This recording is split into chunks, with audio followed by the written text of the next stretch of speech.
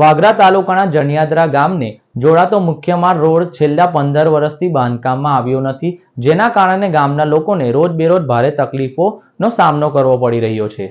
મળતી માહિતી મુજબ આ રોડ પર માત્ર સમયાંતરે ખાડા પૂરવાની કામગીરી કરવામાં આવે છે, પરંતુ કાયમી ઉકેલ તરીકે નવો રોડ બનાવવામાં આવ્યો નથી।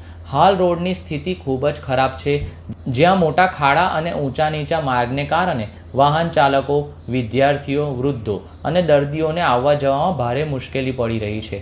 વરસાદી સિઝનમાં આ રોડ વધુ જોખમી બની જાય છે, જેને કારણે અકસ્માતની સંભાવના વધી જાય છે। સ્થાનિક ગ્રામજનોએ વારંવાર તંત્રને રજૂઆત કરી હોવા છતાં હજી સુધી કોઈ યોગ્ય પગલાં લેવામાં આવ્યા નથી। આ મુદ્દે આજે આમ આદમી પાર્ટીના જિલ્લા સંગઠન મંત્રી દીપક પટેલ અને તેમની ટીમ દ્વારા સ્થળ પર જઈને નિરીક્ષણ કરવામાં આવ્યું હતું, જેમાં ગામના લોકોની સમસ્યાઓ સાંભળી મીડિયા સમક્ષ રજૂ કરવામાં આવી હતી। આજ રોજ વાગરા તાલુકાના જણિયાદરા ગામની સીમમાં અમે ઊભા છે। આ રોડ જણિયાદરા ગામથી રૈયા ચોકડી સુધી જાય છે। ગામનો મેઇન રોડ ગણો તો પણ ચાલે, કેમ કે આ રોડ પરથી વારે ઘરે અવર જવર સ્કૂલના છોકરાઓ હોય, સ્કૂલ હોય, દવાખાને કોઈ બીમાર પડ્યો તો હોસ્પિટલ લઈ જવા માટે, દહેજ આવવા જવા માટે ગામના મેઇન રોડ તરીકે આ રોડનો યુઝ થાય છે।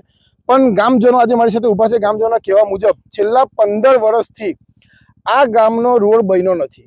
ઘણી બધી વાર રોડની રજૂઆત કર્યા પછી જ્યારે ઇલેક્શન આવે યા કંઈ પણ આવે તો રોડની ગામવાળા બધા રજૂઆત કરે, એમના જે પણ લાગતા હોય તંત્ર અને અધિકારીઓને રજૂઆત કરે, પણ રજૂઆત કર્યા પછી પણ આ રોડનું બનાવવાનું કામ થયું નથી। ગામવાળાનું એવું કહેવું છે કે અહીંયા ખાલી જ્યારે પણ રજૂઆત કરીએ ત્યારે ખાલી ખાડા પૂરી અને જતા રહે છે।